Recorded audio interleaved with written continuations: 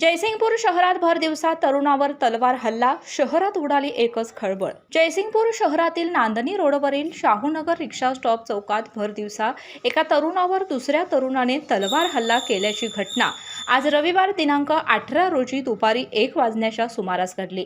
याबाबत घटनास्थळावरून मिळालेल्या माहितीनुसार जयसिंगपूर शहरातील नांदणी नाका शाहूनगर रिक्षा स्टॉप चौकाजवळ एक वृद्ध महिला व मोपेड दुचाकीवर एक तरुण एकमेकांसोबत बोलत असतात। यावेळी अचानक दुसऱ्या मोपेड दुचाकीवरून 3 तरुण त्या ठिकाणी येतात।